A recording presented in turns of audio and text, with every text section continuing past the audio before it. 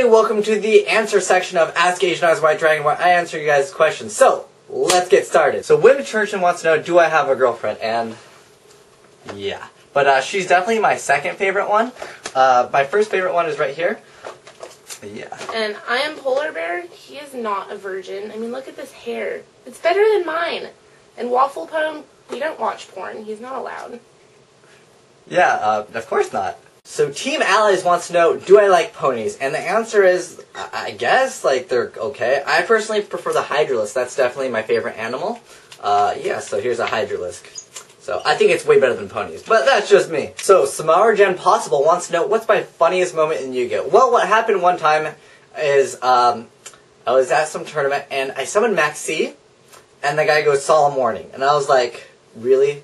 And you know what's funny is I ended up losing because of this. Because what I was going to do is summon that, Max C, and I was going to creature swap to take his Dolka. And unfortunately, he warned my Max C, and I'm like, who does that? Come on, like, seriously, who activates warning when someone summons Max C? Obviously, you have some play, but yeah, it was pretty sad because I was like, who does that? Like, everyone started laughing at the guy, but like, it did give him the win. So the thing is, like, it did give him the win, but at the same time, like, who saw warnings? A Max C. I guess he knew that I had that creature swap. So yeah, that's definitely one of the funniest moments. So ZTCJ wants to know, what's my favorite deck? My all-time favorite deck had to have been X-Sabers, just because I really like how the playstyle, and I felt like I learned Yu-Gi-Oh! Through that deck probably better than any other deck I've played, because that is a setup deck. It can play really slow. I like the pace of the deck because I can, start out slow and then it can just explode, or you can explode. And it really just showed me like how good Trap Stun was, how good like 7 tools can be, how good like a whole bunch of different cards that I normally didn't play would be. And X-Sabers is definitely one of my favorite decks that I've played, because I felt like I've learned more through X-Sabers than any other deck. So that was a good question. Okay, so Pink Reaper wants to know, what if it's snowed in San Francisco? And I thought, well, if it's snowed in San Francisco, we definitely have to go skiing, and I definitely bring my mad tricks. If any of you guys get the reference, you guys get extra bonus point. So Robo Grape Hubert wants to know, how long have I known the Pink Reaper? And I'm going to cover it as well as like how we kind of met and just started doing like dual commentaries. Well, the thing is, he used to play Yu-Gi-Oh! A long time before I played Yu-Gi-Oh! I played Yu-Gi-Oh! For the Game Boy on the Eternal Duelist Soul. I believe it was for the Game Boy Advance. That's why I actually like got into Yu-Gi-Oh! But yeah, we used to play video games together. Like, he had GameCube, I had Xbox, so he would play Super Smash Bros. That's one of his favorite games. I would play Halo. And we had friends that also played both the games, so like we would just hang out. And like eventually I started doing the YouTube thing, and I was like, hey, you want to just record? We'll see where it goes and have some fun. And then we started recording, and then we started doing really dumb decks and like strange win conditions, and we started just doing like really fun stuff. And yeah, so we've known each other for, I'd say, at least like 5 years. I'd say at least 5 years. We've known each other for a long time. We didn't hang out for a long time just because he was playing other games and I was playing my games. It's just, we happened to play different games, and then now we're just like Yu-Gi-Oh! And we hang out quite often. So yeah, that was a good question though. So, Snowy Fiend wants to know, how big is my Watt Cobra? Well, let's just put it this way. If it was on the Subway menu, it would cost more than $5. So Mr. Silent Motive wants to know, what's the most overpowered card in Yu-Gi-Oh? Well, it's definitely Tsukiyomi, because Tsukiyomi is banned. Blacklisted Soldier, definitely not the best card at the moment, because Tsukiyomi, definitely the best. But really, as far as banned cards go, I would say Chaos Emperor Dragon has to be up there. As far as cards that are unbanned, I would definitely say Blackluster Soldier is like right there. Dodo Dragon's honestly like really unfair as well, but it is a Saki deck, I understand. But as far as like the best, hands down, Chaos Emperor Dragon, just Chaos Emperor Dragon game. So Johnny191919 wants to know if I play chess, and if so, what's my rating? I don't play chess. However, I play games similar to chess. It's called StarCraft 2, and I took this picture last night. Here, 1 second. So there's my rank. I'm in Masters League. There's me in 3v3. This is 3v3s, and I was ranked 69. And then here's 4v4s. I'm also ranked 69, and I'm not gonna play anymore ranked because I want to keep that number. So yeah, I'm in Masters League in StarCraft. So if you want to play StarCraft and you're in Masters League, yeah, maybe send me a message and we'll play some StarCraft together. If you're in Masters League, because yeah, it's kind of hard to match up with other people that aren't in the same league. So Press the Statements wants to know, am I the son of Goku? Well, I would say, it'd be okay, but actually my father is the greatest Saiyan that lived, which was Vegeta. Vegeta is definitely the best. So, Enigma wants to know, what do I think will be hit by the ban list? And I think that there are several things that will be hit. Definitely, I feel like Blackluster Soldier needs to get hit. Inzektor's needs to get that Dragonfly, probably like limited to 1. I don't think limiting Hornet would be the appropriate way to hurt Inzektors, just because they'll just run like Armageddon Knight, and like it'll just happen anyways. I feel like hitting Dragonfly would be the best. As far as Dino Rabbits, they probably still want to keep the Rescue Rabbit like alive, just not the deck, but just the Rescue Rabbit. So I mean, if they hit like maybe like the Sabersaurs, I don't know. Hitting a normal monster would be pretty strange, but I feel like Sabersaurs is kind of too good. I wish that like they made the dinosaurs like a 0/0 attackers. That way, when you draw them, they're absolutely terrible. Just kind of like a wolf. You know what I mean? Because like a wolf is a completely dead card to draw. So making it so like the deck is way more sacky instead of being like more consistent as far as being able to make Logia.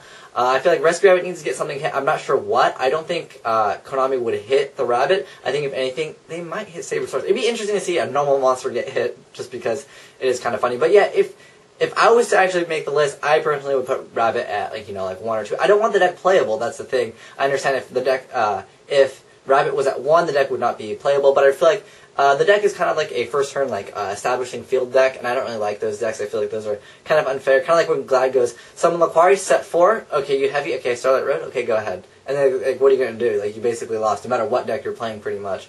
Unless you have all the pieces of Exodia, you basically have lost. And I don't think those decks are very fun to play against. As far as wind-ups, obviously Zen Mighty would be the card to hit, or you can hit, Rat. There's a lot of different things you can hit. I just don't like those decks at the moment. And as far as Chaos Dragons, you can hit a lot of different things. You can hit Light Pulsar, you can hit Rise Darkness Metal to just be like completely banned, which I doubt will happen. I feel like Light Pulsar maybe just going to 1 could be possible. But the whole like Lightsworn engine is too fast. I mean, they could maybe bump Solar Recharge down to 1.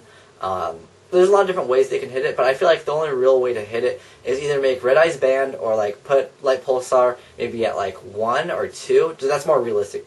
I don't think Red Eyes Darkness Metal will get banned. But yeah, putting Light Pulsar at 1 or 2 would be an option as well. As far as E-Heroes, I really don't feel like that they're like unbalanced. I feel like the deck is pretty decent. I mean, Miracle Fusion is a great card, although I don't think that it will get hit because Heroes haven't been like topping, like first place. So maybe when they do, I mean, if everything gets hit and Heroes are still there, Heroes might be just a little bit ahead of the game. They'll be able to like start winning a lot more. But yeah, Heroes is a great deck as well. But I think that I covered most of the top tier decks. As far as like Final Countdown, I really don't like that deck in general. I feel like I mean, you could just go side Jinzo and you just sack for Jinzo, and then like they side in MSTs all the time, so you just sack for Jinzo, and then they're pretty much game over. So yeah, that covers that. As far as like Stallburn, like those never really like top anyways. Like they'll be like 1 or 2, but like in the top 32, there needs to be like at least like 5. I feel to make like a big like statement saying that deck is really good. Something like Chaos Dragons or Inzektors are like something that is like really good, and something that is like unbalanced. I feel like Lightsworn should have JD at 1, but that's just my personal bias towards Lightsworn because I feel like the deck is still unfair and it can still like just go Judgment Dragon, BLS, okay.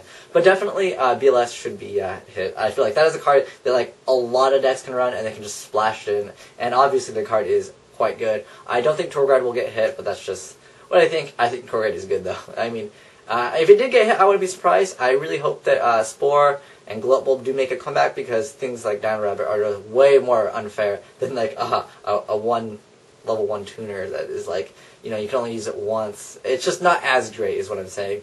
But yeah, those are the cards that I think that would be hit, and as far as like the whole ban list, because I'm pretty sure someone asked me about like the whole ban list, and that will kind of cover the ban list as well. So Yamsley wants to know, am I going to get Assassin's Creed 3? I have not actually played any Assassin's Creed. I wanted to play. I actually have number 2. I just never really like played it. I know who has games and doesn't play them. Well, I've got tons. Just because I get so busy with like playing Diablo 3. But I will be getting Halo 4, and I'm stoked for that. I do really like Halo. I hope it's even like half as good as Halo 2, because if it's half as good as Halo 2, it's going to be amazing. Halo 2 definitely one of my favorite games of all time. So yeah, no, I have not. I'm not going to play Assassin's Creed 3. Probably not. Unless I somehow start playing Assassin's Creed 2 and it becomes amazing, and as long as the multiplayer is good. But yeah. So 129 Metal asks, there are 2 chairs. One is playing Windups, one is playing Dino Rabbit. They get to go first. Which one do you want to play against? Well, the answer is neither. Galactic God wants to know what inspired me to make YouTube videos. And I think this is a great question. So basically, when I would watch other people play on YouTube, like basically Cesar Gonzalez is definitely one of my favorite Yu-Gi-Oh players. And I would watch him and he would play Blackwings and he would just play it so well. Like he just Like, he would OTK with Greffer, and he'd make Greffer look like the best card in Black Wings. And I just loved watching, you know, other players and, like, top players play it out, and just to see how they kind of play. And I wanted to record myself playing, and that's essentially what inspired me to make YouTube videos, because I wanted to get much better at this game, because, like, for a long time, this is one card that I will always never forgive myself for not actually, like, using, was Cold Wave. Like, I thought that card was bad, and now looking back at that, like, you realize, like, how far I've actually come as far as a player. Like, I've got a lot better at the game. I still, you know, feel like I can learn a lot more about this game, because there's so many game mechanics, and there's always new cards coming out, and I feel like, you know, recording yourself, or just, you can just record yourself, not even uploading it to YouTube if you're, like, embarrassed, because I've had some people say, I'm too embarrassed to upload my own videos, but I want to learn and get better.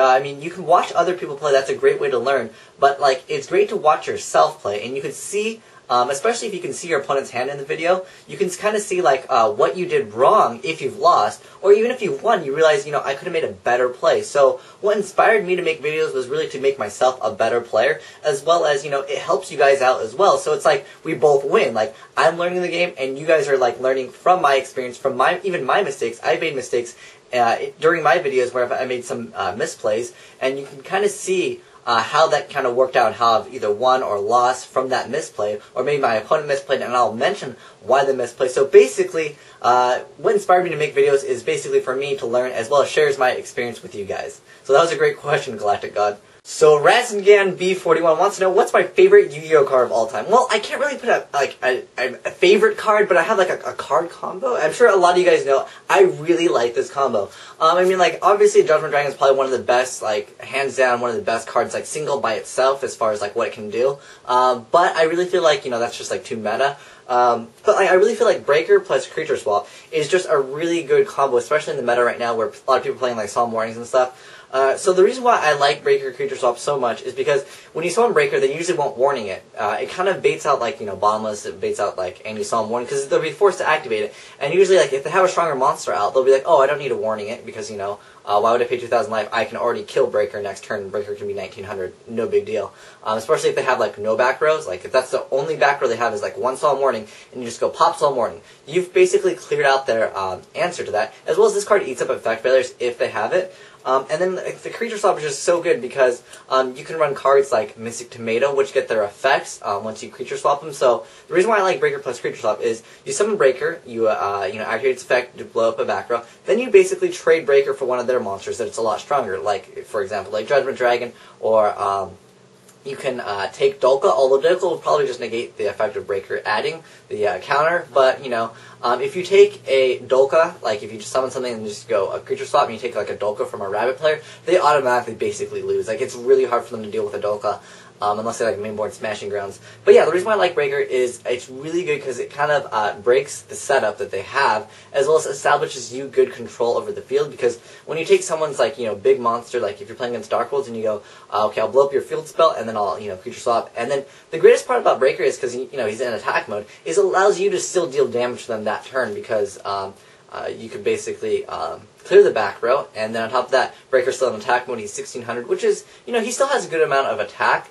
And another reason why I like Breaker so much, I would say Breaker is definitely one of my favorite cards, but, you know, he's just so good with Creature Swap. Another reason why is just because, when you go for the Breaker play, like first turn, like you first turn go Breaker, set a warning, no matter what, unless they don't set any backer, you're going to get a +1 basically from him. And he's also dark, and he's also Spellcaster, so that opens up Arcanite Magician plays, as well as like Adjuvate, Dark Armed, and a lot of decks, and Breaker helps out with that. Yeah, that's definitely one of my favorite cards. Yu-Gi-Oh! Trader 559 wants to know if my background is real, and yes, it's real. Here, see this card right here? We take it off, it's got some tape, just put it right back on. So yeah, my background's real. Oh, if you guys want to actually learn how to make this, I'll have a link and another annotation box right here. If you guys want to check out how to make a wall of Yu-Gi-Oh! Cards. I think it's a really cool background, and I really enjoyed having it, and it looks pretty cool. So Caught PX wants to know, is my hair real? And you guys thumbs this one up crazy. Yes, my hair is real. I mean, it's not a wig, I can't pull it off, even though I'd like to pull it off sometimes, and then dye it yellow so I can actually go like Super Saiyan 2. I think that's, yeah, Super Saiyan 1 and 2 I believe are the gold ones, and then like Super Saiyan 4, I think they have black hair, and then like there's red hair after that. But yeah, my hair is real. And you guys also want to know what product I use. I actually have a video tutorial on another channel that's like not Yu-Gi-Oh related, but you can click on the annotation. I'll put it in the bottom over here, and you guys can check it out, and you can see like how I do my hair, and I show what product I use. It's Bedhead Manipulator. That's generally the one I use. But yeah, I basically look at my hair, and it kind of looks like I'll just mess it up. It looks like that, and I pretty much just make it Dragon Ball Z, because I think Dragon Ball Z is like, you know, they have the best hairstyles, and I want to make that hairstyle happen. Although I haven't really gotten to make a Goku. This is more like kind of like my own style. It's just kind of messy. But yeah, my hair is real.